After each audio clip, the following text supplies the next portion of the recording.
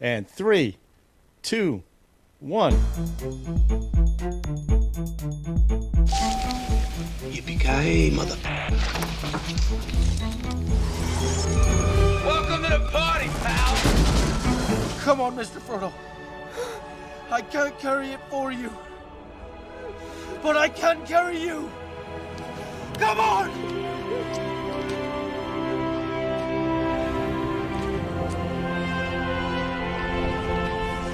Welcome to another edition of the Yippee-Ki-Yay Mother Podcast. Hopefully our last Lord of the Rings edition. What's going on, Mother Podcast? Is this our last Lord of the Rings? I hope so. Yes. Oh, Our last Well, visit I to don't know. Middle Earth. Somebody might bring The Hobbit, you know? all right. Ah. So, Oh, no. oh my They God. never Did you made a movie of The Hobbit, so I don't know.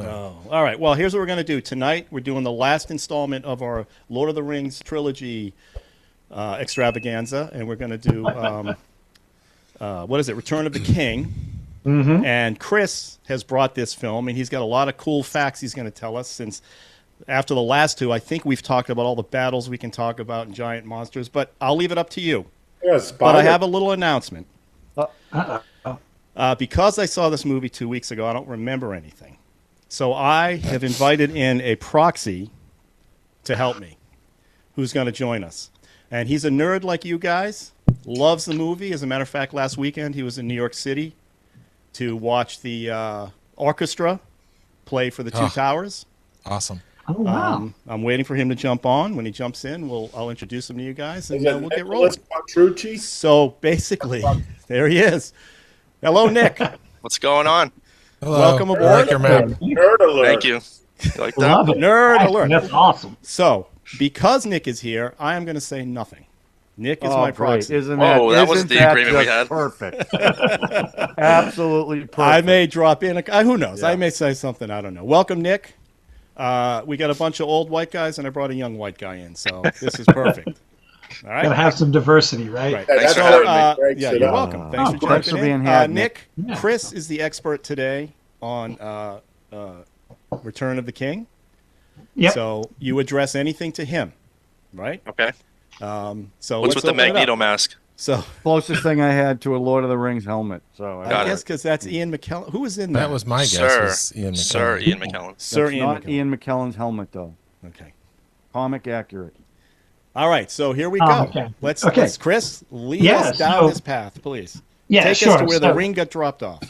Right, exactly. So basically, obviously, at this point in our tale here on regular Earth, not Middle Earth, by this point, the Lord of the Rings is an undeniable global success. Right, the first movie did extremely well. The second film just built upon that and did even better. And then the third movie, people were just really super excited about it. And I think, unlike some, yeah. Oh, by the way, Nick, Sean I is had the an dirty ent. one. What are you talking about? Nick, Sean is the dirty one of the group. Okay, so Okay.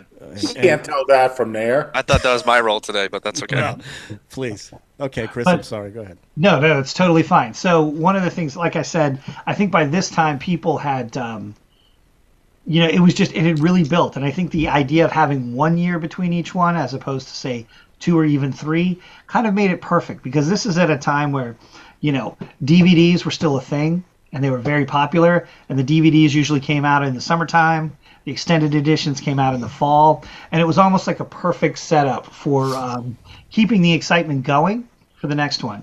And I actually, in truth, I had friends who, at work, for example, who didn't watch the first two until the third one was out.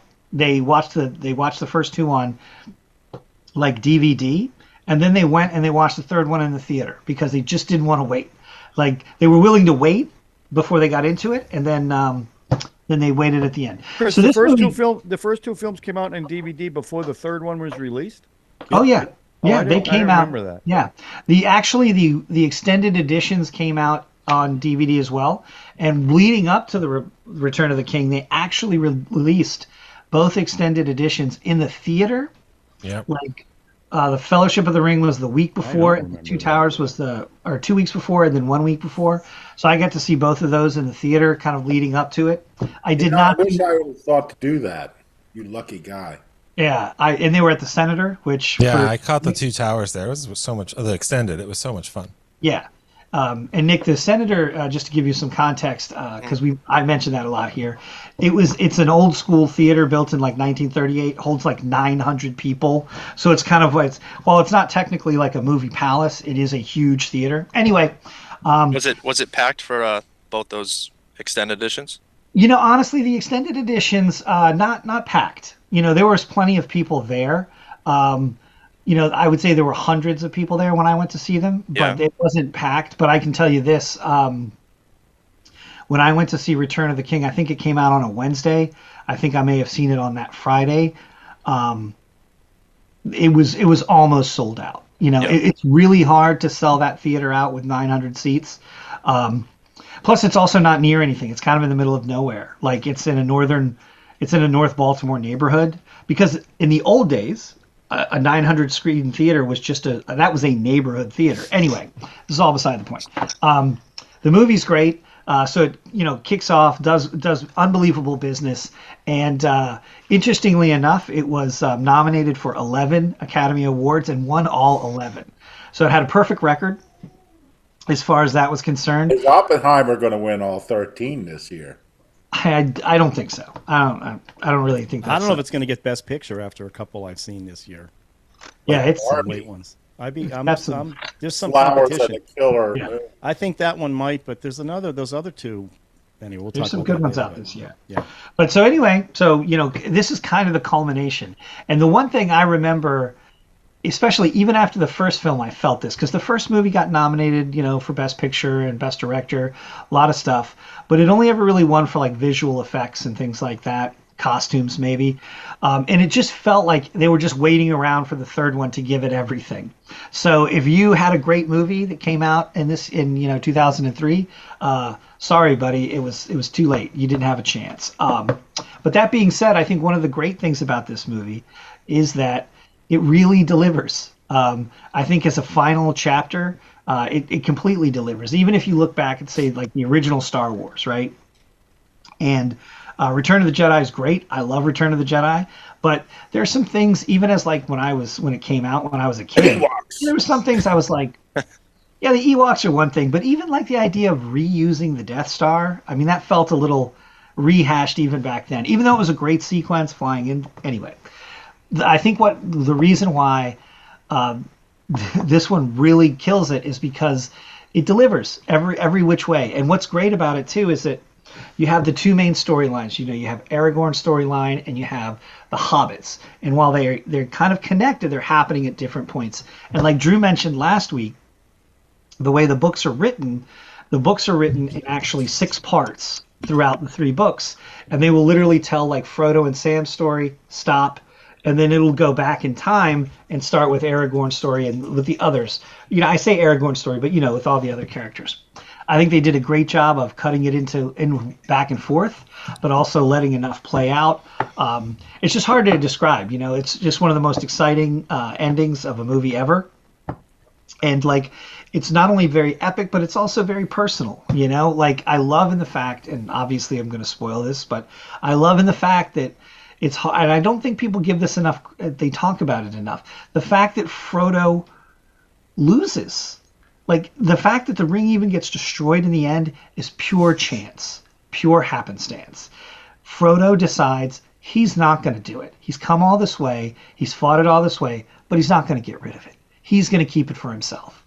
And if it hadn't been for, like, Gollum doing his little dance, and that's one thing I did not like about the movie. Well, hang on a second. Yeah. I want to dispute that a little bit, because I was thinking about that, because he says no, and he puts the ring on, and then Gollum bites it off, and so Gollum falls. But what happens is the ring sits on the lava. Mm-hmm. And when Frodo decides to reach for Sam's hand, when he decides to live, that's when it sinks. So to me, he definitely failed. The ring took him like it took everyone else. But when it was the final moment, the ring was like, oh, I don't have anybody else here now because Frodo has abandoned me. And to me, that felt... I never thought of it that way before watching it this time, and I liked that. I noticed the way it was edited was he reaches for Sam's hand, and then the ring dies. Well, that Right. can't be a coincidence, but I never noticed that before. Yeah, neither Yeah, did no, I. it can't possibly be a Yeah. coincidence. It's great storytelling. It's very Yeah. subtle. I didn't. No, make that's that actually connection. I'd never put that together. And all the times I thought Hang on a about it. sec. Nick, say something smart for me, please. Well, I was just thinking about how Frodo's connection with the ring kind of extends past when they leave Mount Doom. You see Bilbo's going away on the ship at the end, and then the hobbits say goodbye to Frodo too. But there's one scene in the carriage where Bilbo asks for the ring one more time, Yeah. Right. and you can see that he just doesn't want that in his life. He wants to get rid of all the bad feelings and the darkness. I think that's why the last scene is just so important to the closure of the entire story, because of how deep that connection was with the ring. And I just started reading the books, and he dealt with the ring for 17 years before they actually leave the Shire, Yeah. which I think is a big piece they leave out. But the adaptation to the movies was done very well, I think. Who dealt with the older Bilbo. the Bilbo, the first guy? No, Frodo. Oh, Frodo. Frodo had it for 17 years in the book. So in the movie, he leaves on What, day his 3? 33rd birthday Oh, or whatever okay. it is, but he's Okay. 50 in the book. Oh, Yeah, what happens is Gandalf leaves, and Frodo has the ring. It's in his possession for 17 years until he's 50, which wow. is, which is like, for a is that hobbit. 50 in Hobbit years? Is that why he? Yeah, that's 50 Yeah. years. In the but- movie, is he 50? No, in the movie he's 33. Okay, the same year Jesus. But you kind of get the idea that, like in the movie, it feels like like saying. 4 or 5 months go by. Yeah. While in the in the book, it's 17 years. There's a lot of stuff. It's funny. It's so exciting that you're reading the book now, right? Because it's funny. It's one of those great adaptations where there's enough that's different. Yeah. You'll be surprised, and obviously, it seems like you've probably seen the movies multiple times. If Ralph many. has slapped you as his Possible. surrogate for this, but there's going to be you're going to love it because it's like there's going to be all these little differences and changes and things, and it's like one of those things where if you've ever read a really great adaptation of a movie and you've seen the movie before, it's like you're like, I don't even really need to read it anymore because it's so. But in this one, there's enough differences and enough changes Yeah. and things that it keeps you really interested as you go. I'm not a big reader, but I got the audiobook with Andy Serkis doing it, and he Oh, does nice. all the fun. voices. Oh, really? It's unreal. Nice. He also does the Tom Bombadil singing, which I'm glad they left out. Yeah. Yeah, Tom Bombadil's kind of a tough, like, early on, that's a tough part to get through. I remember being, Yeah. like, some people love Tom Bombadil. Plenty of people complain that he's not in the film at all. That Yeah, was Ralph, I think, was most upset about Tom Bombadil not being in Where the hell was Fellowship Tom of the Ring. Bombadil? Tom He was just Bombadil? upset, and I said, Yeah. I hope it doesn't ruin the rest of the movie for you. But I get it. I get Didn't it. bother me at all. I was fine. exactly. Didn't So, bother you, Ralph? Did not bother me that Tom Bombadil was not in the movie. so this What's is one there of a those scene movies. at the end, though? And God knows they already had 15 endings of the movie. But That's one complaint I've heard. where Sauron shows up in Saruman. shows up in the Shire, Right. and he's He done takes over the Shire. Scouring, yeah. Yeah, that's and since you're still reading it, Nick, I won't get into too much detail. Okay, yeah. But that's like one of the big differences between the theatrical and the extended editions, Ralph, is in the theatrical version, Sauron just disappears. Right. Like we see his stuff get destroyed, or at the end of Two Towers, his whole area is, his whole little war industry there is gone, destroyed, and he's just stuck in his tower. But the opening of Return of the King is what happens to Sauron in their version, which is very different from the book, by the way.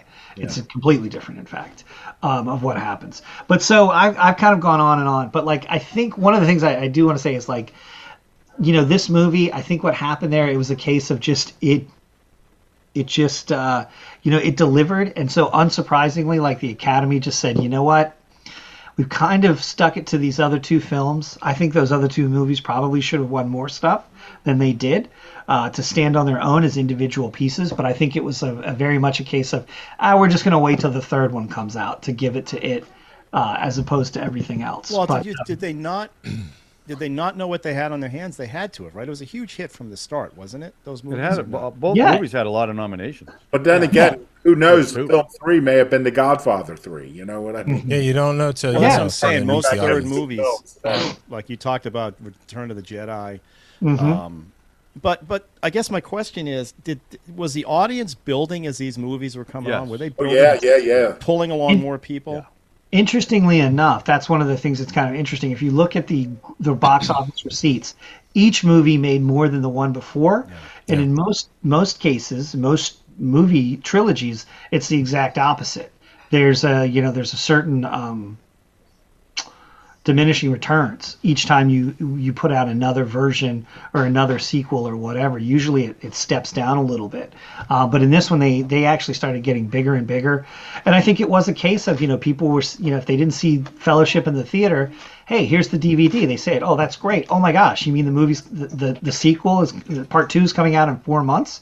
Fantastic. Yeah. So they go to the theater to see it.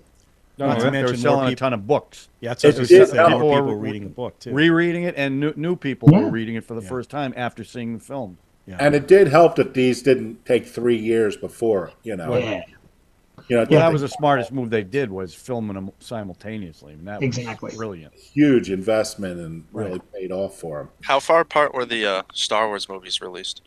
3 years, I think. 77, 81. and 83. Nope, 83. 80 77, and 80, and 83. 80, yeah. 83, And then yeah. 3 years for the prequels. prequels too. as well. I will say one thing about the prequels. I saw that like the morning that it opened, Yeah, me theater was too. packed. Yep. And You're when talking about that- the Phantom Menace? Yeah, the Phantom Menace. Yeah. And when that music hit, Yeah. the immense cheer that came up. Yeah, that it was amazing, and then it just went. Yeah, I went. No, And it no. then you realize later you're watching the Phantom Menace. But I went to a midnight show. It was Yeah, huge. over. It was huge. The people just didn't. Well, when like that first beat comes on, Right. bomb. That no, people, a long time ago in a galaxy far, but isn't far there away. isn't there When a that musical came beat up, that hits with that? yeah, starts with the green. Yeah. Like Nick, in a Nick, so galaxy far, far away. you weren't even born when this one came out, right? You're how old are you? 20? I was 98. Oh, okay.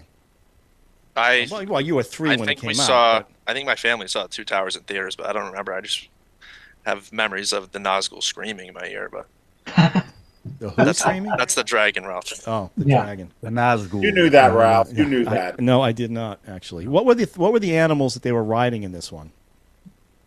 They Oh, look like giant hyenas. Wargs. Well, those are Those are wargs. wargs. Yeah. Aren't they in the other Works? Wargs. Wargs. Wargs. Warg That's rock. what dragged Aragorn off the cliff in the Right, second Right. movie. Okay. The wolves of But there was only Isengard. like one in that movie. This movie had a ton of them and giant a elephants. pack. The pack, Giant okay. elephants. Yeah. I work at Elephants, National too. Geographic. I know what a pack is when it comes to Yeah, I know you know what a pack is. So Nick, the love of this film started when you were very young. Then the love of this series, I guess. Yeah. And is this My cousin was very into it and got me into it, and I know you guys have talked about how you don't rewatch this. This is a movie I watch every year, probably, in the whole Wow. trilogy. wow? You watch Extended? You have to. I think it's the only way to do it. There's Tell your too uncle much. There's too much that's left out. That I guess if you didn't know about the extended, you Well- wouldn't know. But Yeah, I think that's the most true about this last one. yeah, Because there's stuff in each of the extended editions. I'm like, it really should be there. Like Right. the gifts from Galadriel or the Uruk-hai going into Fangorn Forest when they get run off of Helm's Deep. But there's so much stuff that's additional in this one. When I was watching it, it felt the most seamless. I couldn't really think like, well, what would I really even get rid of? Especially major stuff like what happens to Saruman. Right. You know, that's a whole sequence that just was not dealt with in the movie, and then they never got to the scouring.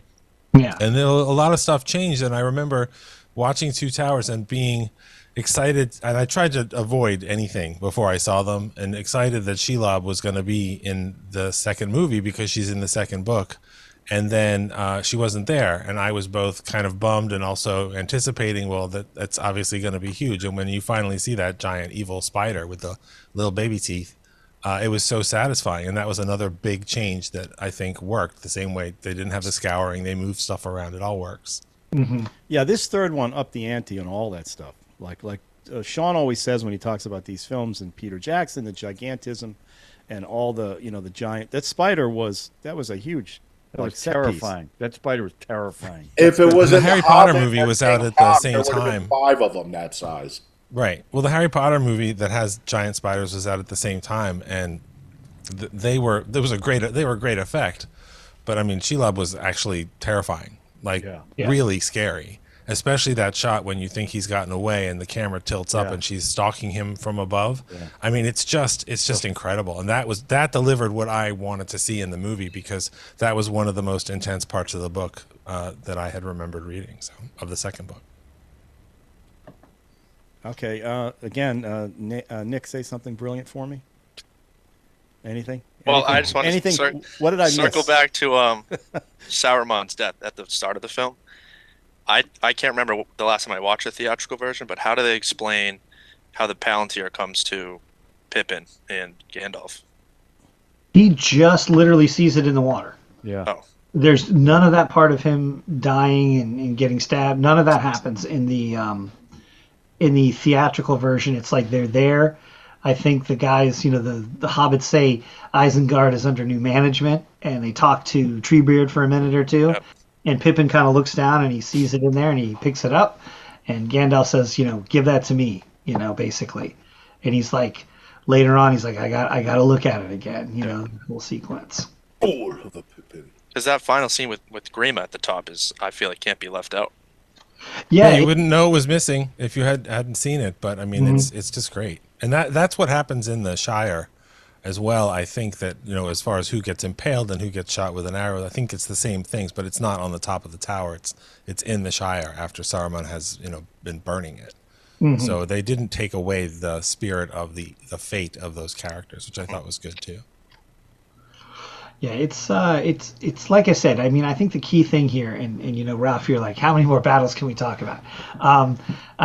I'm sorry, they're absolutely fantastic. Like, I mean, the Battle of the Pelennor Fields is amazing, and the one thing I would actually say that I would take out of the extended version is there is a scene where Éowyn and Pippin are talking as they're on their way to the battle. Right, it's intercut there, and I distinctly remember in the movie, like, the battle. It's so fraught and it's so intense, and things seem super dark, and then all of a sudden, like, they show up, and you're like, oh yeah, that's right, they were on their way all along, and I kind of like it. It actually came as a surprise to me in the film, even though I knew it was going to happen. I'd read the books before, but. That is probably the one thing I would take out of the extended edition, just because I distinctly remember it being like this wonderful, kind of exciting surprise. Just the way that it really hits. This movie is great. I think all the characters are terrific, and like I said, I mean, it's so rare that you have a final chapter, so to speak. And let's be realistic, and even in the case of Star Wars, it's like, Lucas had some ideas for what was going to happen after Star Wars, but it wasn't like based on a terrific novel series, right? So obviously, this has that. It has that ability, and I think part of the reason people were sticking around with it and saying, "Hey, let's wait to give everything to Return of the King," is because they saw what a good job he had done. They had an idea that the third one. My point is the ending of that book is not an unknown quantity. Right. The ending of the story wasn't unknown. This wasn't from a business standpoint. They had the first film in the can, basically, but they're shooting all three at the same time, right? Yeah. The first film comes out and it's a mega hit, right? Yep. It was a huge hit. So I mean, they unlike we talked about this last time about sequels or trilogies that didn't work, right? We already mentioned Star Wars, The Matrix. That thing burned. In oh fun, my right? God! So, every film worse. Yeah, but thank God the fourth one fixed everything. Yeah. So I mean, this they were riding. I mean, that's the thing. The quality stood up mainly because they just shot one long film, is what they did.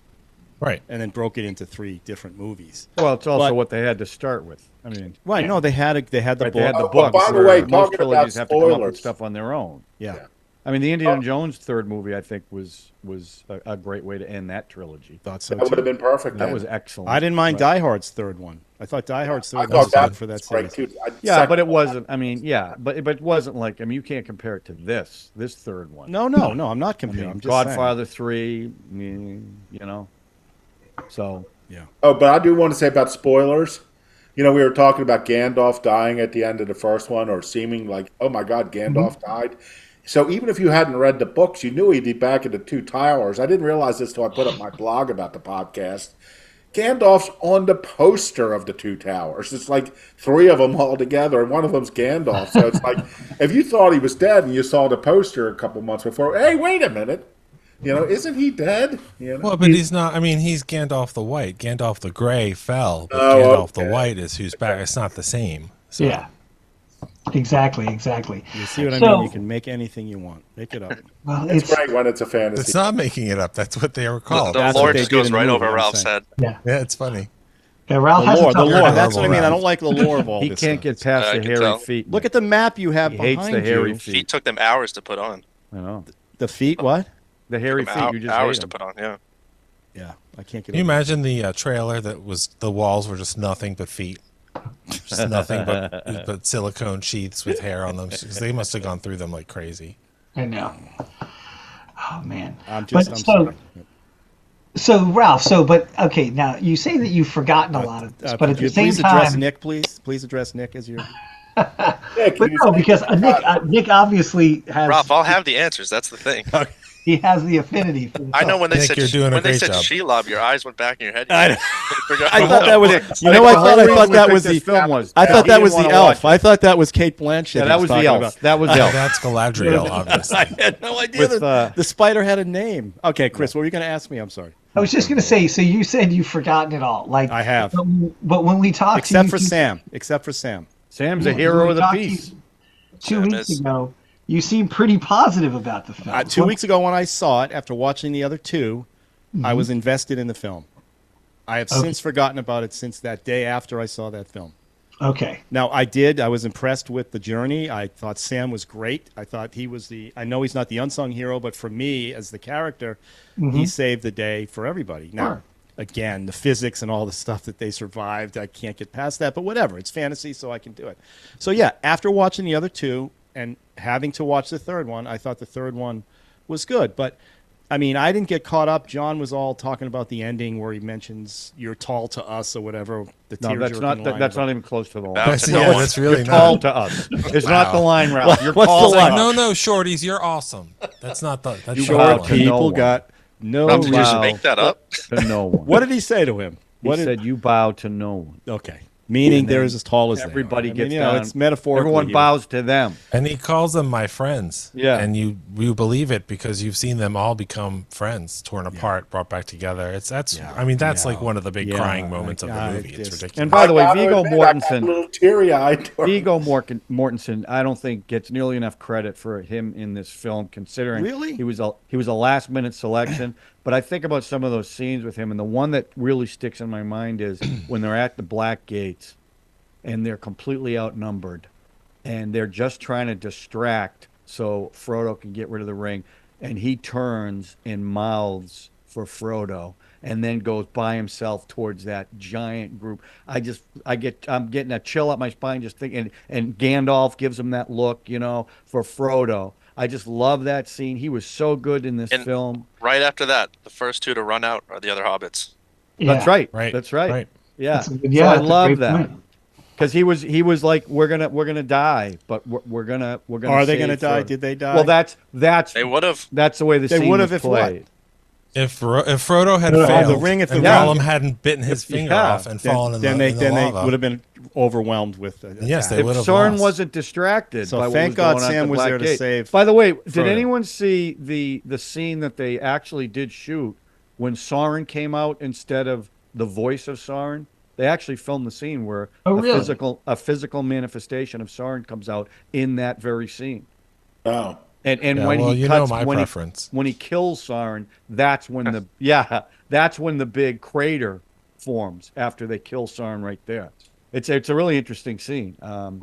Yeah. So, but they decided against it, and I think for the better, obviously. But yeah, this movie just has more of a Hellraiser look to him. Yeah, definitely. Well, but also the whole thing was that I need the ring to become corporeal That's right. again. Yeah. That's so I'm going to be a big, scary, burning vagina spotlight until then. So I have power. But and I don't menace. remember. But he doesn't become a body until he gets the ring. In the book, did he come out as a physical manifestation, or was it strictly the eye? So that's something they were thinking about doing.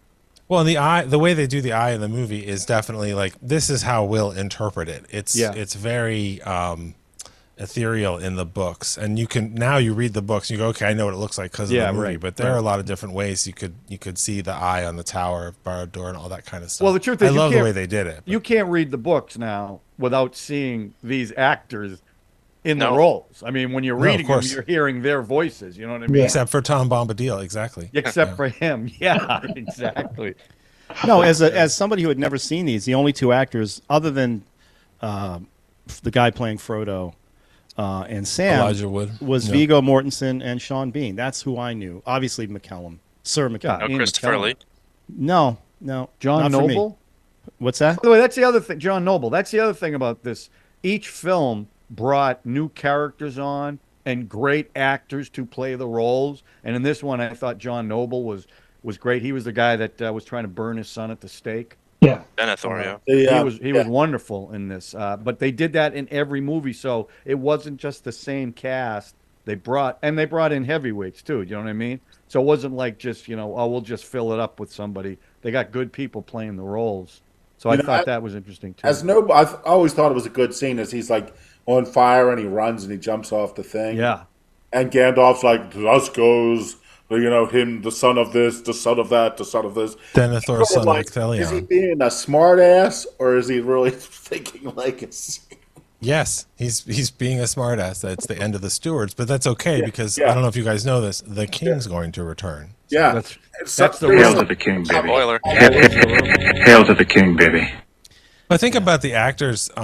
You guys know one of my favorite. I said last week, one of my favorite scenes in The Two Towers is when they rescue Theoden from Saruman and Wormtongue, basically. And Bernard Hill as Theoden is just unbelievable. Yeah. And there's so many incredible moments in those two movies. I almost wish I had met him and had more time with him in the first movie, kind of thing. Mm-hmm. But the moments, look at all the battle scenes and everything are great. But when he has certain lines where you see him think before he says Rohan will answer, or when he recognizes Eowyn right before he dies, like he opens his eyes and he's kind of like, huh?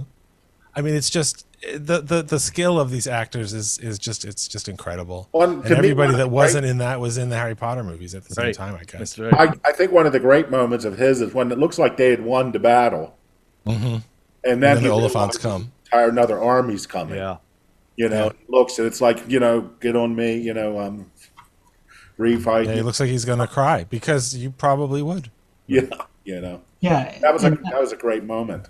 I've always loved his performance as Denethor because unlike a lot of the other characters, he's the one that seems to have the most You talking about Theoden or Denethor? Theoden. Theoden, yeah. Yeah. Ralph wanted we want to make talking sure about, Ralph knows so- which one we're talking about. Ralph's so. not sure The who we're king, talking about. the leader of the Rohan. He had no hair in his feet. Yeah. He's Neither of the them guy did. that rides the horse. Yeah, Oh, the one what guy. I he's liked the about king, him- not the He steward. was the evil poison guy. Yeah. He The was. one who doesn't eat tomatoes. Yeah. Oh, I know. But what I loved about him was that he also, he seemed to have the most doubt, like legitimate doubt. Like old guy, he wonders if he's doing the right thing, and is he this, and he's basically like he's kind of a pessimist too. He's like, yeah, I don't know if we're gonna go to our death, but I don't know if it's really gonna do anything, And Well, yeah, he concern doesn't. was He his doesn't people. feel. He doesn't feel Well, he's worthy. lost his son and everything, too. Yeah, Yeah, he doesn't I mean, feel worthy. He's lost his son, and that's why his last word being Eowyn with a little bit of desperation is beautiful. But before that, he basically says, "I'm going to die and be with my fathers, where I now am worthy." Yeah. And it's a perfect end to his arc. And I don't know, man. It just keeps delivering. It's unbelievable. And it is amazing, Ralph, and I hope maybe one of these days you go back to watch these again. Oh, I don't think that's happening. I don't think that'll happen. Either, but Never gonna happen. We'll play them at his funeral. If I was about to say, if he ends Please up in a don't do coma that. somewhere, we're going to put him on the TV. Never gonna. Why? No. I'm just saying it is that rare, truly rare thing where it keeps on. Each time you watch it, you'll find something new, Yep. and this is a great series that ages well. Yeah. Oh yeah. Like even You know, though it's funny even though some of the special effects, especially these days, don't look as great, none of them still to this day none of them take you out of it. Like, or at least they never took me out of it. And maybe that's just me. And but he did most enough for me- practical stuff in these films that you Exactly. can put that aside. Because Yeah. the scope of this thing and the scale the practical stuff is pretty incredible. And Ralph, let me ask you this. Since, and I thought Sam was not the unsung hero. I think he was this hero of the piece because of his spirit, right? But that scene at the end when Frodo's in bed and each one comes in one at a time, and they all have a different music cue too, right? And then there's Sam in the doorway, and Frodo recognizes him, and there's a little something between them. That shows you right there that he really is the hero of the piece, and without him, this wouldn't have happened. Yeah, they both give each other this look that, like, we know what we just went through, and no one else can take it. Their relationship was the core of the whole thing. Yeah. And for me, that's what I took from when I watched the last one. I just don't. It's like RRR. You don't see a lot of men are friends. Right. True. There's no romance. They are friends. They have, in spite of the things they go through, they have a healthy love and respect for each other, and that's what gets them through all the awful things. Yeah, it's beautiful. And frankly, for Sam, it really wasn't about destroying the ring. It was about protecting Frodo and watching after Frodo. That's what his job was during this whole thing, which made it. And that was a task he was given at the beginning of the first one, right? Mm-hmm. Yeah. Well, he was trying to leave him, though. Remember? Frodo was going to leave without anybody. I don't remember. Yeah, well, He was going across the river. he was and going to go on the Sam boat by fell himself, into the ground. and then Sam can't swim.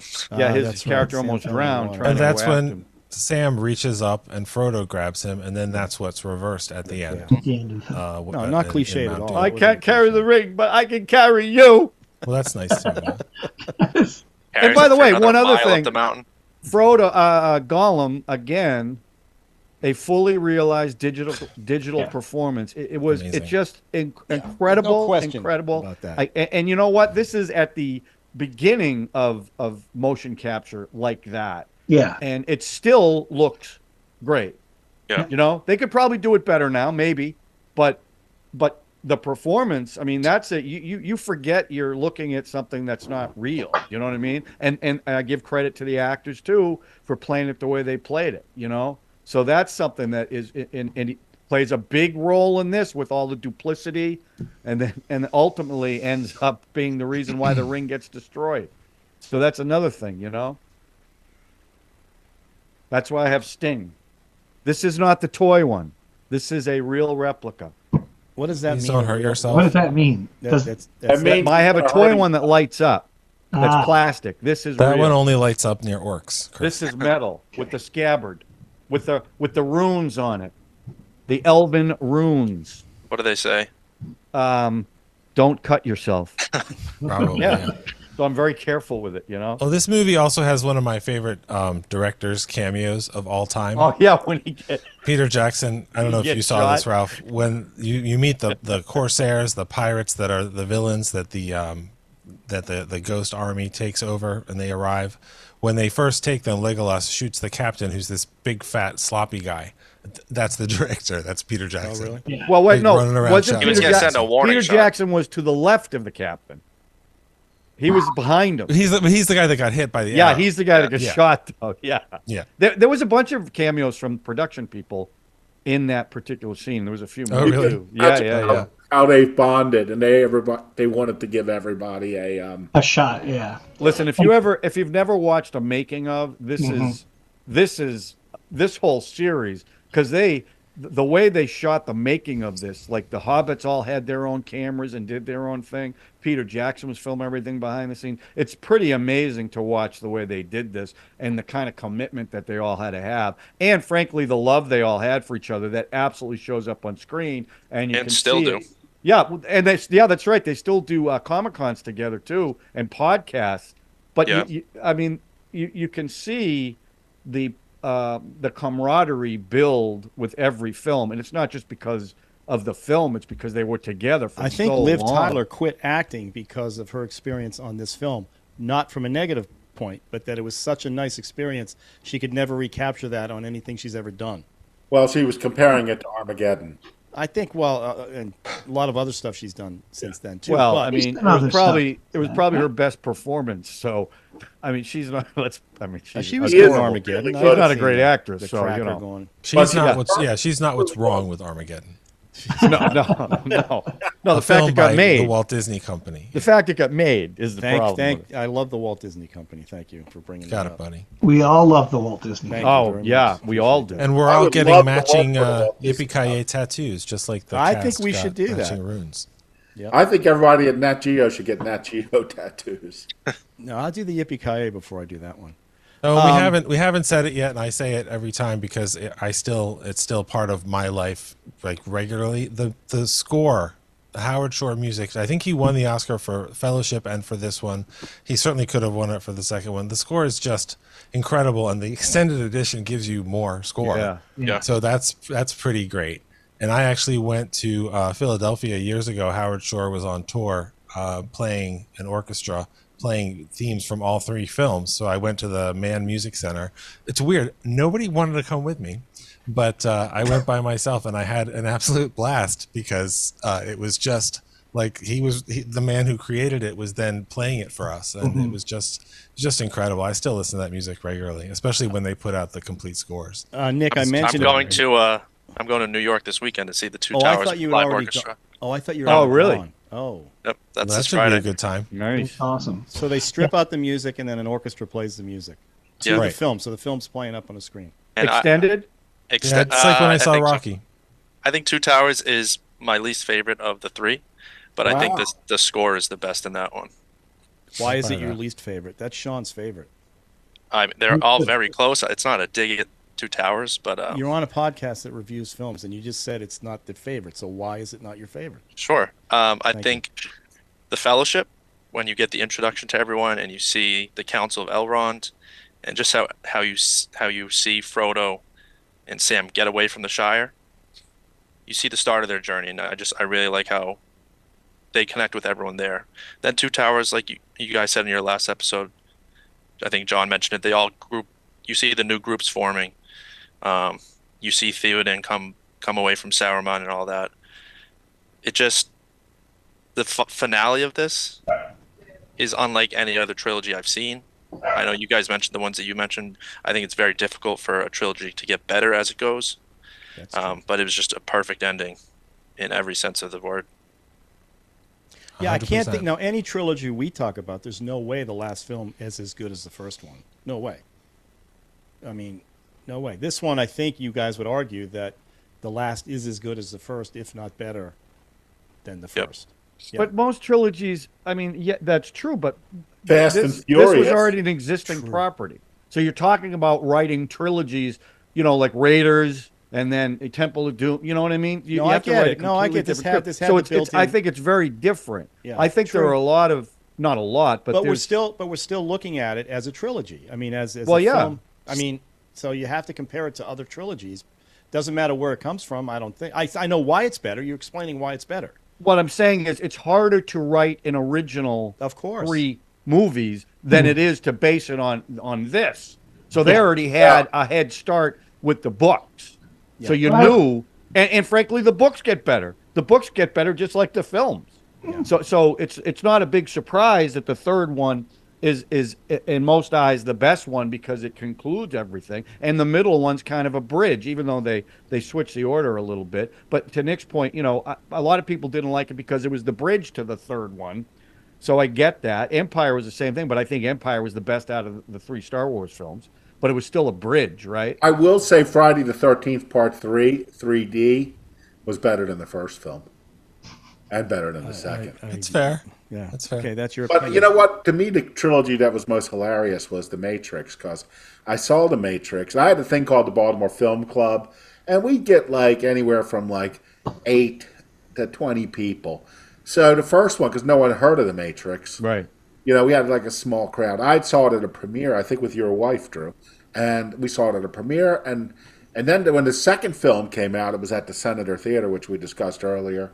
And it was one of our biggest crowds ever. It was nearly 40 people. Everyone was just chomping at the bits because they'd all seen The Matrix eventually or on video. And then the sense of disappointment when the third film came out, only 3 people came to the film club to see the third. Well, because the second one stunk. I mean, why would the third one be a surprise? And I felt bad for the 3 of us. Each of these films in the Lord of the Rings trilogy got bigger and bigger, right? And it worked. The Matrix proved the second one. They went so big, and it was terrible. Yeah. And the first one was so much better, so much tighter, so it was so new. You know, that was something you hadn't seen before. And all they did was, you know, quadruple it in the two sequels, and it was terrible because it Maybe we lost should all do the that- heart of the maybe first we should movie. do that series next. What was that? Maybe we should do the Matrix for films next. No. Oh, I could No, not thank watch you. those second two ones. 'Cause And it's I certainly wouldn't interesting watch them. What? The two fail, but it's interesting how they fail. You know, I think it's the mistakes they made. Considering they could have done anything, they could have made good. You know, Well, I don't one think of it the was- biggest disappointments is the ending of The Matrix is one of my favorite movie endings. When he basically says, "I'm coming for you," and then he flies out, you know, through the frame. And the way they paid that off was incredibly disappointing. But you didn't know that was going to happen, so it felt really good. And this movie, like, I actually think it's really good that you watch these, Ralph, because these are huge parts of movie history, movie culture. You think about what movies last, what movies Nick's kids are going to watch with him one day, like that kind of thing. You know, like if you look at the Oscars, Two Towers was beaten by Chicago. That's a good movie and a good adaptation. When's the last time you watched? Right, and Fellowship of the Ring was beaten by A Beautiful Mind, which is a big pile of shit. Yeah. So I think it's nice that they finally, you know, rewarded everything by rewarding the third one. But I think they all three stand together as such a towering achievement because, you know, now we'll sit down and we'll watch a series of television. It's 8 hours, it's 10 hours, it's 12 hours. It's not a big deal. I mean, this tells one story and they do it well. And I say that as someone who has not really felt brave enough to watch the Amazon series, Rings of Power, because I just don't want to be disappointed the way that The Hobbit was so disappointing. I don't know if any of you guys have watched that. I Did yeah, you I like watched it. No, I'll say I'm glad I watched it. I'm glad I got them out of my system. And I know that sounded way more. No, that's negative. going to be on the posters. I sounded way more negative than I meant it. Hey, I got it out of my system. Because I You told liked you, them. You liked them more than I thought you would, and I think that means that you were open to it. And I think that's great. I was definitely open to it. I knew I wasn't going to enjoy the whole thing. I knew it because I never watched one frame of Game of Thrones except for the Red Wedding one. Oh, God. That's the one. Yeah, that's the one. talk about a bad? And I never rap. went back. But I had to watch it because I had a lot of people I work with saying you have to see this one. I told you about the woman who said if I watch this, she'll watch The Godfather. Don't make the same Godfather 3 joke, please. So now I've I got never that seen out that of either. I got that out of the way, and she'll have to watch The Godfather. And then I dated that one woman that said I don't date people who hadn't seen Lord of the Rings. And Wow. yeah, That's or a read really it or whatever. random. That's a so really that was some fandom. Yeah, so random red Yeah, flag. that's not a movie. It would make sense to say that about like Mad Max Fury Road, but people have their own quirks. How did that It's even all right. come It's not up a in big deal. conversation? I think she just asked if you read The Lord of the Rings. I don't know. It's because Ralph is little, so it reminded her. My toes might have been hairy at the time. I There you don't go. know. They went I to don't the remember. beach. He had flip flops on or something. All right, Girls Nick, will is there always ask anything- me if I'd read the Fountain Pen? Is there anything else brilliant you good, can Drew. say That that, was you good. can, Thank you. that Thank you you. can attach to me? What? Well, I just want to know what your favorite scenes were.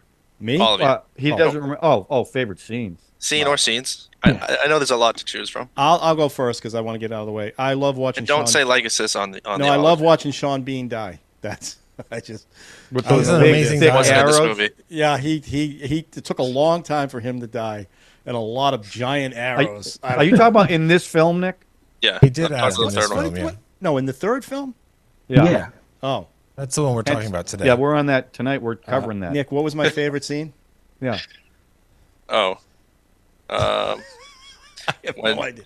I don't know when Gimli and Legolas drink. I think when That's your John's favorite line, one. that line that John said about I can carry the ring. What did he say? I can't I carry can't the ring, it, but I can but carry you. I can carry you. I have to admit, Mr. I have to Frodo! admit that got to me a little bit. That Yeah. was, and Sam, I like Sam. I like Sam a lot, and that particular corny line fit him perfectly, and it was great. So that's my. scene. There's a question that comes up a lot of fictional characters that could pick up Mjolnir, and Samwise Gamgee is usually the one that people Yeah, that's a good choice. Oh, I like point that. towards.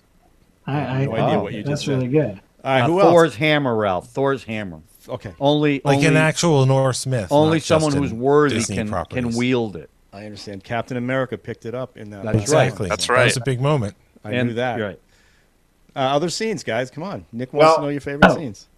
Yeah. Well, to me, I did like the slaying of who is the guy on the NASCAR? The Witch King, yeah, Witch King fantastic. Which Yeah. King? Yeah, it's like no man can kill. I love the huge thing he was, and I know what that weapon is. The Morning Star Yeah, that he was on hurling the at chain. her. Yeah. And then she's like, "No man can kill me," and he's like, "Well, I am no man." But it was. Well, he got stabbed first in the leg by Mary. was it Mary? Yeah. Yep. With it wasn't it was a blade that hurt him too, wasn't it? There was a elbow Morgul blade. Yeah. I mean, it was a regular blade that touched a Nazgul, so it shocked him. Well, the He same thing didn't happened get to stabbed Eowyn, by it. because that's when she Okay. was passed out or whatever they call it in the book, the death touch, something like that. Oh yeah. Yeah, that's why Aomer was shrieking. Yeah, Carl Urban, another fantastic Yep. performance in these 100%. movies. Yep. And you know what? There's a lot of small moments for me, the relationship moments. Like when we talked about Theoden noticing the next army coming and the sense of dread as he's having the men rally to him. And I also liked when Gimli, when the Ghost army asked to be released, Yeah. Gimli's like, don't be so fast on that. These guys are I mean, there We are a can lot. use them. Yeah, we could use them, and and that moment you're talking about where Aragorn's like for Frodo, and they charge against the massive army. I mean, there's tons of, to me, for the most part, in this film, it's the little moments because we've become so invested in the characters. Yep. Okay, Sean just gave all your scenes, I guess. There's plenty more. Oh. Yeah. That'll be for me. Hi. I've always been a huge fan in this film. I have always been a huge fan of the scene where Mary and Gandalf, because you go in the very first in the very first film, it's Mary who knocks the armor down the well that causes the goblins to be aware of their presence in Moria, and he's like, fool of a took. You get a real sense that the two of them have kind of built this bond together. Right. And I'm just a huge fan of Ian McKellen as Gandalf. So when he gets on Shadowfax, it is like, show them the meaning of haste. I absolutely love it. I don't know why. I've always loved his delivery of that line, and I've always loved the idea of Shadowfax as Lord of the Horses. And just like there's the Lord of the Eagles as well, the Eagles have come back. But when he and Mary are in on one of the top rungs of Minas Tirith, They're waiting to die. That giant ogre is just pounding on the wall, and he's talking about how death isn't the end. It rolls back, and there's beautiful. And you get this sense that there's still hope, and then all of a sudden that's when the Riders of Rohan show up, and you hear the horns. You hear the theme. And it's just, it just kind of pulls you out of it. And, it's, that's, for me, that's the best part of the third film. Yeah. John? I mean, I've already said it's very odd. Look, first of all, let me tell you, I have arachnophobia pretty bad. Yep. So the whole time I'm watching the spider scene, I'm telling you, I'm sweating. My palms are sweaty. I'm telling you, it just, spiders freak me out. And that thing looks so real. And she's so gross. She's so slimy, and you can see her pincher start pulsing. Oh my god! And then when amazing. she stabs Please him don't like mention that. in front of us. But the ending for me, I mean, every time I see it, I have the exact same. I'm sure everybody does. But when they bow their heads to Aragorn, and he goes, "No, you bow to no one," and everybody bows, and the four of them are just standing there, and the camera pulls back, and you see that. For me, I'm like right now, I'm getting a little chill up my spine. Yeah. That whole crowd, and you wondered how that many people survived. That's what I was thinking when I saw that. But I did really just love that scene. It's just such a, it's almost like, and I know they had to go on, but you could have ended it right there, and it would have been beautiful. Do you know what I mean? Even forgetting all the other stuff for me, anyway. But that's the scene for me. And there, you already, Sean mentioned the one that I mentioned earlier about Aragorn saying for Frodo. That's a real powerful scene too. But for me, that last scene is the scene that gets me every single time. Hey, Drew, you're up. I mean, I probably have a different one every day, but the one, and I love the music as well. The lighting of the beacons It's just such a spectacular idea, and the way that it's executed, and the way that the music swells, and the way that it ends with Gondor calls for aid and Rohan will answer is great. But I mean, this whole movie is people. There's at Minas Tirith. There's a literal shadow coming at them just to enable the orc army to come, and that moment of the beacons is like, can we come together? Can we reach out and come together? And we can. And the shadow is still there, but we might actually be able to win because we are coming together. And I mean, that's based on real. That's based on real things, right? Those torches. The beacons. Yeah, I mean, you beacons. can use that to communicate, set off an alarm. Sure. I mean, the very first scene of the first movie is the last alliance of elves and men. They had to come together to defeat Sauron, and that moment in the Two Towers when Haldir and those elf archers show up is very powerful because we don't usually do that anymore, and now we're supporting each other. And the beacons to me is in the same spirit, and that music is just so stirring. It's just great. All right, Nick, What about you, Nick? Yeah. Okay, where do I start? Oh boy. Remember, you're for Ralph. I think the scene when Denethor is eaten and Pippin starts to sing his song. Beautiful, yeah. You really get this pit in your stomach when you feel just how down everyone is. But to go back off of Aragorn's scene when he's speaking to the army in front of the Black Gate, and he says something about there may be a day when men don't have the courage to fight or something like that. And he says, "Today's not that day." Today is not the day. And then before that, when they're talking to the servant of Sauron that comes out, and he mentions that no broken elvish blade is going to do anything. Then he pulls out Andúril and just cuts his head off. Yeah. And then Gimli goes, "Well, guess we're not negotiating anymore." And you just see that everyone's ready to go. They're ready to do it for Frodo. They're ready to do it to just end everything. And I really can't believe they cut the mouth of Sauron out of the movie. I mean, that scene is so great. Yeah, it's so great. And how much did they gain by cutting that out of the movie? I wonder.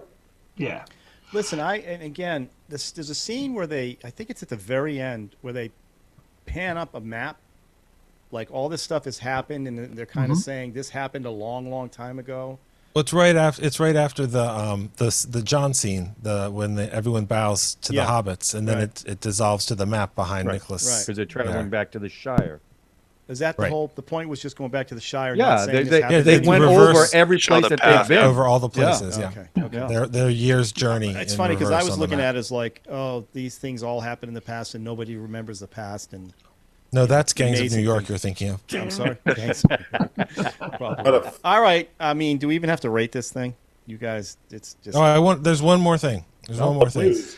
That Annie Lennox song, Into the West, that won the Oscar, that is a beautiful, beautiful song. Like, that is just such a moving thing. And the scene that I think Chris, you mentioned, it might have been Sean, I think it was Chris, you mentioned when Gandalf and Pippin are talking, and he says, then you see it, and the world after you die kind of thing. That's I think the first time that you hear the music from the song in the score. Because that's about going into the West, which is, of course, what Frodo and Bilbo do at the end of the movie. So that song is really special, too. Is that actually in the film? Do you hear her, Annie They Lennox, play it during the credits. Yeah, they play it during the credits, but the actual the melody is in. It may be in other scenes as well, right at the very, very end. But I know it's in that scene with Gandalf sort of comforting Pippin, saying, "We're all going to die, but that's not the end of the journey." Right. Oh wow. Okay. I don't think you guys love this film, so it's right. 100 5 out of Ladoos. 5. 5 out of 5. 5 out of 5. There you go. 5 out of 5. Okay. Yeah. I mean, it has a sky beam. You know it must be good. There is a sky beam in this one, isn't there? An appropriate sky beam. An appropriate. That's right. Minas Morgul, baby. Unlike all the other ones. All right, so we don't have to spin the wheel because Drew, I think you're the last person left. I am, Drew, you're unless the last Nicholas would like to go. What is the wheel? That's No. how we decide who picks the next movie. No, we don't need. No, the you wheel. can take In it. the You sky can take it. keeps Thank on you. That's burning. very. I wanted to extend it. You're a guest. I wanted to give you that's that. It was going to be The Hobbit, The Desolation of Oh Smaug. my god. Oh, I'm glad. So, Although, it's funny. It's funny you say that. I'll say- There's one part of that movie, of those movies, that I really like, and I actually Benedict watched it Cumberbatch. yesterday. Well, when he gets killed, when Bard kills Smaug over Dale, I love it. But yeah, I mean, the Smaug, the whole thing is amazing. When watching him behind the scenes crawl around and talk like Smaug is so fun. So it's really good. Those movies are a wild ride. Yeah, like a bunch of barrels in a river. It's really there's some GoPro footage of like whitewater rafting when they're in the river. Crazy. What movie is this? The Hobbit. The Hobbit trilogy. The Hobbit trilogy. Okay, I'm sorry. All right. So we don't want to spoil it for you, Ralph. Do you want to tell us anything? I do want to tell you. It's a movie that I haven't seen, but it's a pretty big movie. It's called Oppenheimer, and I think it will probably win most of the Oscars. It wasn't nominated for special effects, which means Godzilla -1 could possibly win, which is great. I hope it But I haven't seen it. I think it's coming on Peacock. If any of you guys haven't seen it, I think it comes on Peacock on Friday, and of course it's out on disc and everything. You're not going to see that in a movie theater? No, it was either Barbie or Oppenheimer the weekend that I went to the movies, and I picked Barbie, which was a good choice. But no, I didn't get a chance to see it. Yeah, Barbie's great. I didn't get a chance to Oppenheimer was amazing. to see it. And I know we did a very special episode about Barbie, which I recommend people watch for this channel. It was actually really good. Yeah, it was really good. It was really good because most of us weren't on it, apparently. So. I went outside. But yeah, no, let's watch Oppenheimer. Let's watch Oppenheimer. All right, let's do it. All right, so let's now. There's a lot of Florence Pugh in Oppenheimer. Not in India. They covered her up in India. A lot. Sometimes for no reason. Yeah, they put a dress on her in India. Really? Yeah.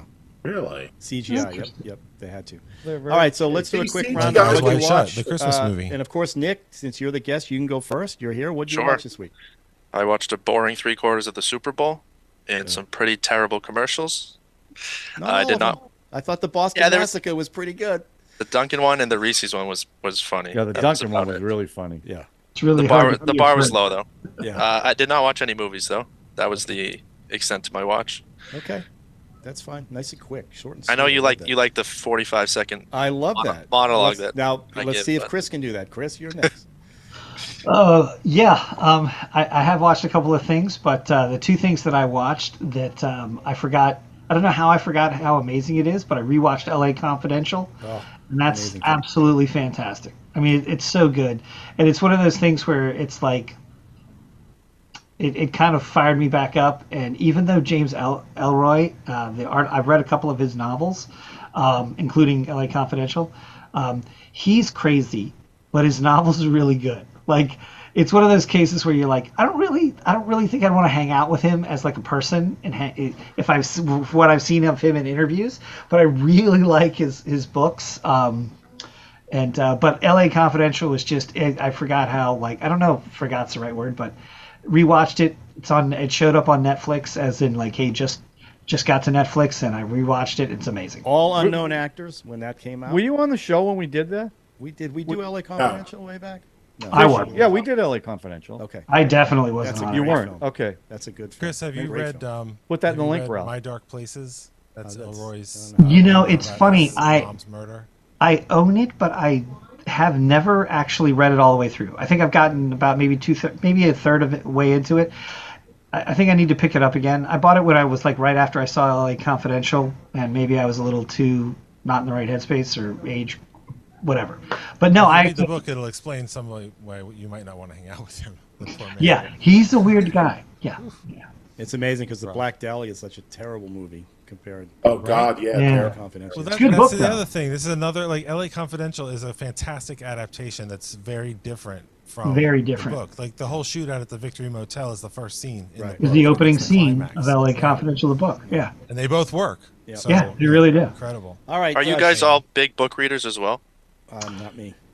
I am. I'm trying. Yeah. Chris's dad read him The Lord of the Rings.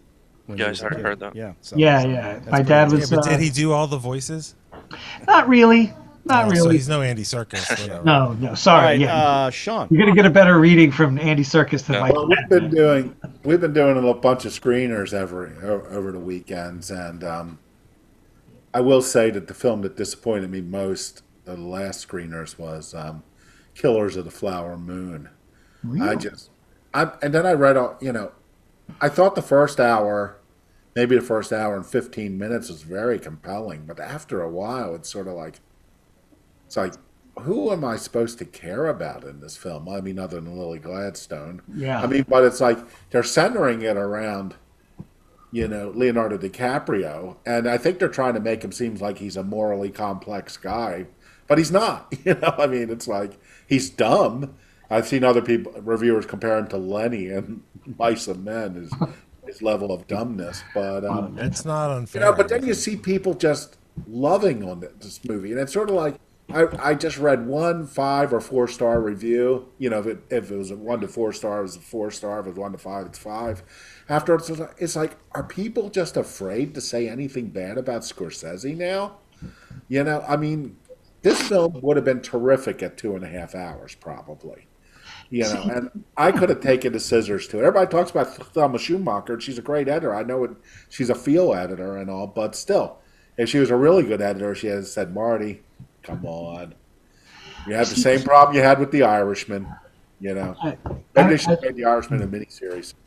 But. Yeah, I don't know, Sean. I have to admit, I remember I saw this in the theater, and honestly, I remember having to go to the bathroom so badly at one point. And I'm talking 2 hours in, but not wanting to get up because I didn't want to miss anything. Even though it's maybe if you saw it in the length didn't. I don't know the length. It's the same way you felt about the Marvels. Well, to me, the Marvels is only an hour and 42 minutes long. But you would not go to the bathroom because you didn't want to miss what was happening. That movie's too good.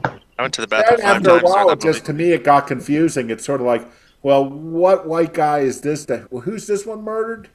Wait a minute, did this murder that person? Or this is the guy that blows up houses, banks, and everything. It's like, after a while, they were introducing so many. They just didn't need. See, that's the thing that's weird about it, because it's another adaptation, and the way that they chose to tell the story, it's their right to tell it how they want, but it didn't make any sense to me. The first 5 minutes of the movie, who the bad guys are. It's obviously Leonardo DiCaprio is a moron, and Robert De Niro is manipulating him. And then there's not really any mystery, and I wanted more Lily Gladstone than her in bed most of the movie dying. Yeah. Because the fact that I think he really loved her, and also he knew he was killing her, is fascinating, and they sort of show that but don't do anything with it. And then Jesse Plemons plays the investigator who shows up, because of course it's really about the founding of the FBI as much as anything else. And that character in real life went undercover and infiltrated Robert De Niro's organization to try to figure out exactly who's doing what, since clearly these women are dying so that their head rights can be stolen. And none of that drama is in the movie. It's really well made and everything. And the joke is that you can't give Thelma Schoonmaker the Oscar because she didn't cut anything out of it. I don't think that's fair. I think it's well made, but the way that they chose to tell the story, I couldn't believe how uninvolving it was. Do you think it still deserves a nomination? I don't know. It's hard to know at this point when you've got somebody like Martin Scorsese who, has been this, incredible filmmaker for 50 years. Yep. And they gave him a Best Picture for one of his more minor movies because I think they obviously missed out on some of his other stuff. But I mean, I liked it better than The Irishman because at least it had, I guess it was pretty. But I haven't loved a lot of his movies, but I know the Academy sort of feels like they should give it to him. I'd put Godzilla -1 in there before I'd put Killers of the Flower Moon. And that's a lot shorter. It is. It is. All right, John. I agree with Nick. 3/4 of Super Bowl was like a bore fest.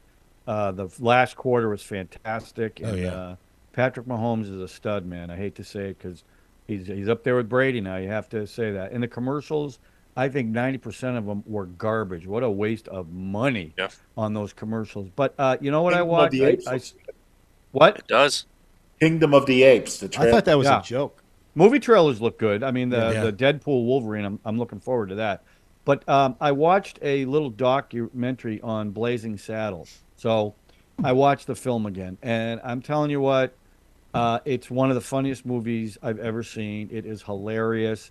And it made me a little sad because you know that you couldn't make a movie like that today.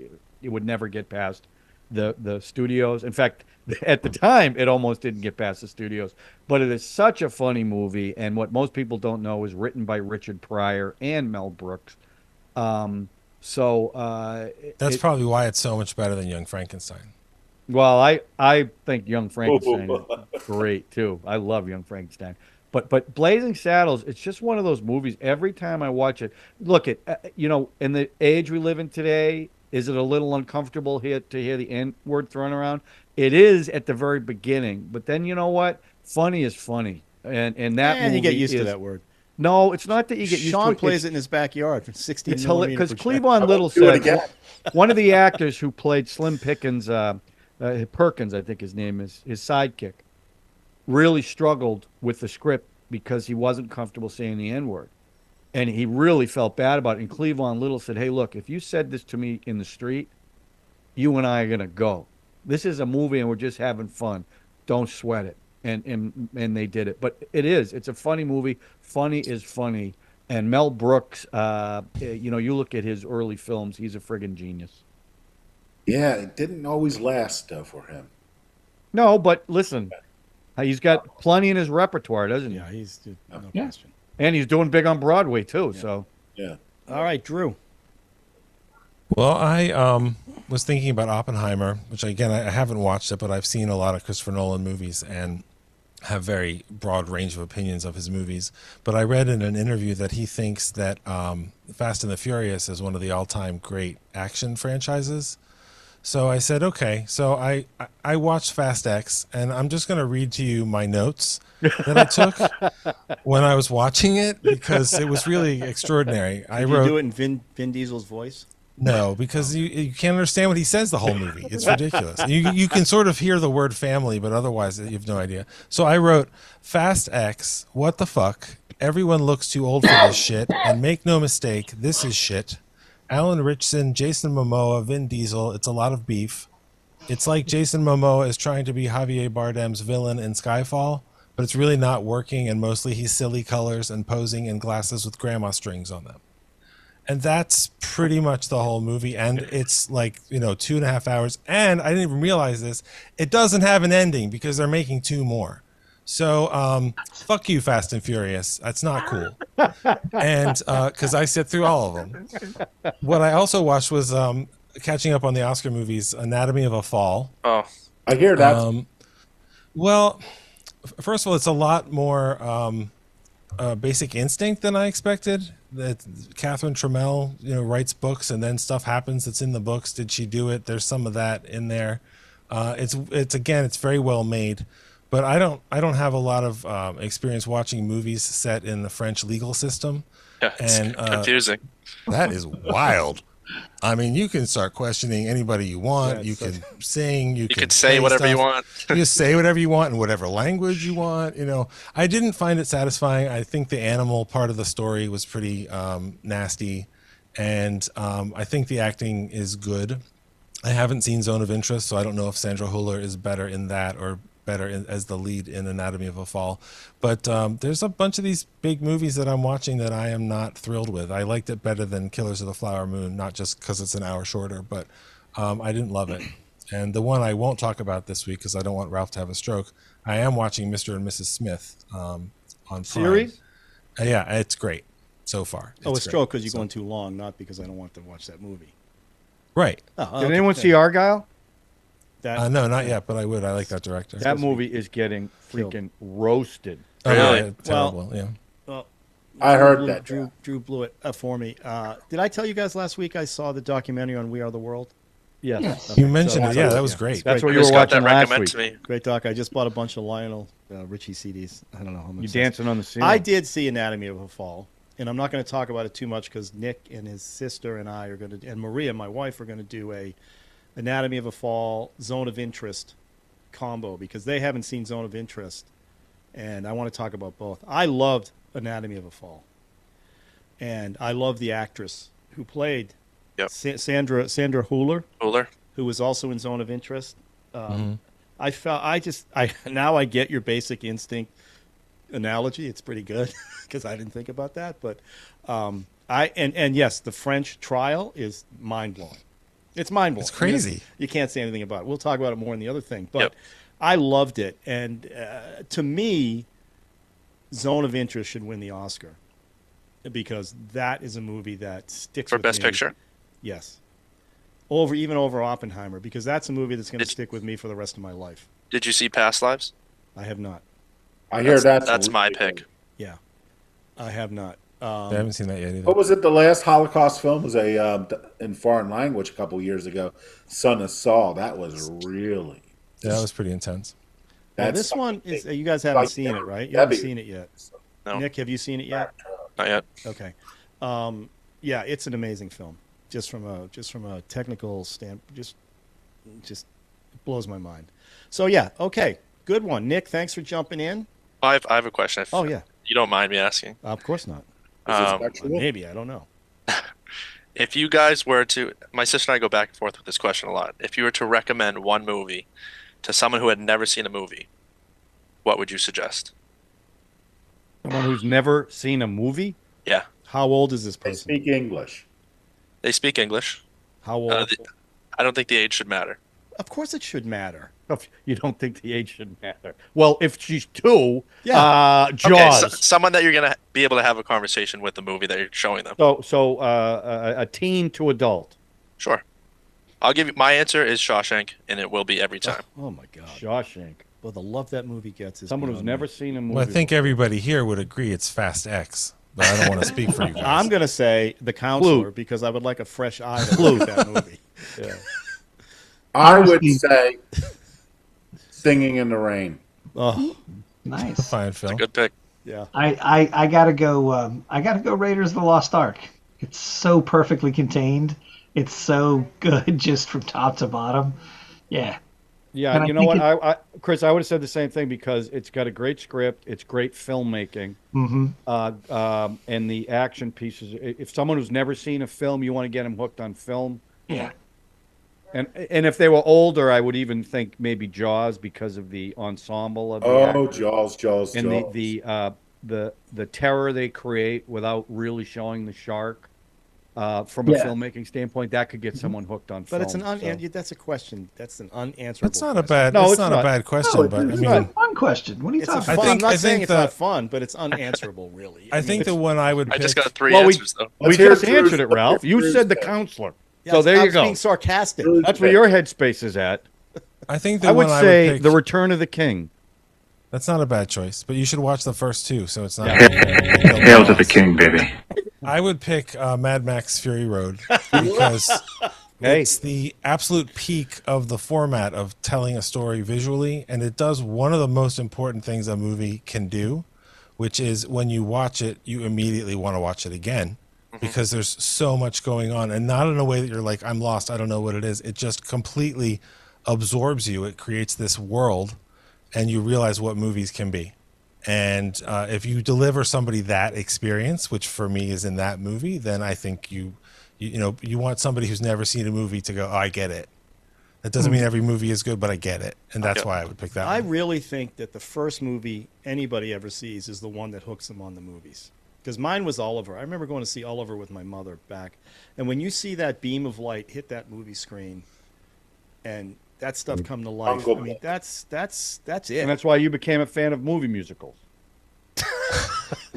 And older films. Yeah. What a crock of shit that was. Why is that a crock of shit? When What are the you beat talking about? Oliver Ralph. When's the last movie musical you went to? Magic West Mike, Side is that a Story. musical? Magic No, Mike? Is it's that not what a you just said? musical. Oh, It's a that's fine not- film, but it's not a musical. I The saw greatest West Side- American West musical Side is Story. Singing in the Rain. What do you think about Singing in the Rain? I thought it was corny. All right, I know. I'm an outlier. Everybody loves Singing in the Rain. No, I get it's it. not that you're an outlier, I but get you're it. saying that the first film you see is the one, Oliver. No, I mean, no. My point is the first film Going you see to the- hooks going you on to a film, movie. hooks you Not on necessarily films, music. hooks I you get on it. films. Yeah. Okay, The first time you see a film in the theater. That's right. It's the act Yeah, of I going get to the that. movie theater, I sitting get down, that. especially when you're a little person and you're with your parents. like a A hobbit. All right, enough. Okay. No, this is a good cutaway segment for you, Ralph. Do you do these little You know what, things? Sean? Why don't you take the YouTube thing, run it through a cutaway thing, and make some cutaways? Man, I just- can't do everything. I can't I do know I was going everything. to open such a You can can, of worms. Ralph. What You're an angry tremendous, elf. Ralph. You're It's a tremendous. good question. Don't Ralph's you going to worry get about off it. the call and go watch Oliver now. Please, sir, I want some more. That's my first intermission. That one had an intermission. in it. Oh, yeah, that was a long movie. It was a long movie. You know, I'm debating whether I had seen I think I saw The Adventures of Bullwhip something or other. It was a Disney film with my grandfather at the arcade on Harford Road, or Jungle Book at the Northway. I think they were the same year. The other Disney film was out first, but the arcade was a second run theater. Well, you're talking about the Disney Jungle Book, not the the original cartoon one. Yeah, well, That's the original was it's either with that. Sabu. Yeah, no, the one of the earliest ones. Film I probably saw in the theater that I can remember. And of course, I remember the film I saw first had breast was Vanishing Point, as I bring up. Yeah, for me, it was Tough Turf with James Spader. Oh, and, nice. Kim Richards. Yeah. But Shawshank gets such love. That movie. Great It's a good movie. movie. What do you mean? Yeah, it's a good movie. I love that movie. Ralph, I but just think that's- you're a hater of Baseline. I I'm love not a that movie, hater. but I don't No, think I'm not that's a what hater. I'd say. I just- This will get Haters to gotta a hate, love hate, film. hate. I think you've got his number. Yeah. That I'm a hater of what?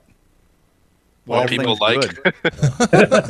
Yeah, That's not true. An entertainment That's fine. contrarian. Hey, listen, that's fine. that's what makes this show so special. There's a lot of movies I love you right. guys don't like too. So Yeah. that's the way. Oh, and if they don't want to watch Mad Max Fury Road, they can watch RRR because that's Oh. the most movie you can watch. So That is. that is a big film. That is. I a did big put film. that at my list of my 10 favorite. I saw that. I was proud Is of that it. the top? It was number 3 for the longest time, but before I published it, no, it just has to go at the top. I don't know. The Fly movie's pretty good. Iga? That was number 5. All right, good job. Thank you, Nick. Next week it's Oppenheimer. Wow, that's very current. It's good. Yeah, I don't have to watch it. I've already seen it. I thought some of you guys might have. So Yeah, I saw it in the theater. Yeah. But what Nolan film am I going to talk about instead, acting like I'm talking about Oppenheimer? Tenet, obviously. Interstellar. That's one. back in the theaters. So you Rose can just talk saw about that. Interstellar. She really liked it. Interstellar's Interstellar's great. amazing. That's I probably just my want to favorite say Nolan. something. See, I love Interstellar. Everybody loves Interstellar. Oppenheimer was a return. The other to one, form. not so much. What's the other one? The dreaming one? Oh, Inception. Inception. I liked Inception. Yeah, It was okay. Tom Hardy's pretty amazing. In it. I like Tom Hardy's amazing in everything. So Yeah, All right. even Venom. good job. This is it. The final sign off. We're doing all the endings like Lord of the Rings. Just end this thing. Okay. Oh, Let's good just be call. over. Nice. So, all I right, didn't know you were everybody. paying attention to that, Ralph. Nick, thanks for coming on. I appreciate it. Thank you for having me again. Yep. Don't hurt yourself. Thank you. Ralph, Everybody have a good you week. bow and, to no one. That's right. You're as tall Ralph, as I am. you bow In to my me. mind, you're as I'm tall taller as I than am. you. I am Well, taller wait a than minute. you. Next week, are we doing Oppenheimer or are we doing Gunji? We're doing Oppenheimer. Do you Oppenheimer, not and know the then sequence, Sean? Do Death we have and to the Guns is explain after the that. sequence every time? John, you want to go back in the conversation a little bit? I'm wondering One. about all those people Two, who are two. watching us till now. Two, We're one. wondering. What Two those Yippee-Ki-Yays, one in the cinema. those 79 people that watch every week, Yeah. and the 6 who comment? We got 105 in Barbie or more. Oh wow, that's awesome! Nice. Great, We're we should getting do there. Barbie every week. Woo, we You should. should. Have a new 6 for Barbie every week. There you go. All right, everybody, have a I good can't week. wait for the Allen spinoff. See you Personally, next week. Thank you Bye, guys. guys. thanks for coming. Yeah, thanks for looking at joining, Nick. He was looking at you, kid.